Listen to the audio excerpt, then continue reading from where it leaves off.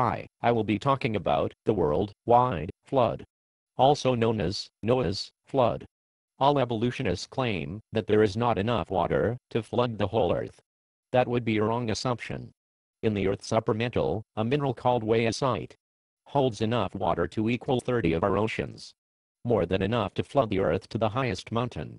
This is why fossils of fish and other sea creatures can be found on mountains.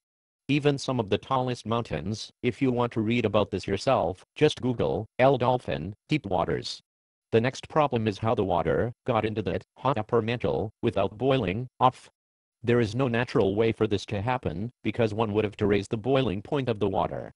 But, if you take 12 plus miles of water, and do the math of how it creates pressure, which is, every 33 feet equals 1 atmosphere. 1 atmosphere is a little over 14 psi, and this works out to 1920 atmospheres, which would raise the boiling point of water. Black smokers can exceed 700 degrees F without boiling the water. This is because black smokers are located deep in the oceans under extreme pressures, which raises the boiling point of the water so that it will not boil. The next problem is how does the Earth not cool off during the flood? With as much rain as it would take to flood the Earth in 40 days. A type of energy is produced in the atmosphere, called kinetic energy. This would keep the planet warm, while the sun's heat was being blocked by thick clouds. The evolutionists would claim that the kinetic energy, produced by this, would broil the Earth. Not so. First, the kinetic energy would have to match the sun's energy. Averaged over an entire year in the entire Earth, the sun deposits 342 watts of energy into every square meter of the Earth. This is a very large amount of heat, 1.7 times 1017 watts of power, that the sun sends to the Earth over the atmosphere system. For comparison, a large electric power plant would produce 100 million watts of power, or 108 watts. It would take 1.7 billion such power plants to equal the energy coming to the Earth from the sun, roughly 1 for every 3 people on the Earth. Then exceed that by several thousand times to just raise the planet's temperature a few degrees in 40 days.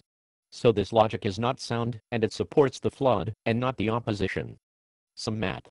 The radius of the Earth equals 3963 miles. The radius of the Earth with 5 miles of water equals 3968 miles.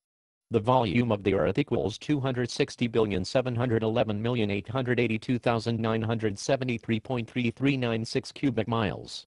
The volume of the Earth with water equals 261,699,925,947.5533 cubic miles. 261,699,925,947.5533 minus 260,711,882,973.3396 equals 988,042,974.2136999965. So the volume of the floodwater equals 988,042,974.2136999965 cubic miles. But let's round it to 988,042,974 cubic miles. If this water was put into a sphere, it would have a radius of 618 miles. This is from Young Earth Creation Headquarters. YECHeadquarters.org.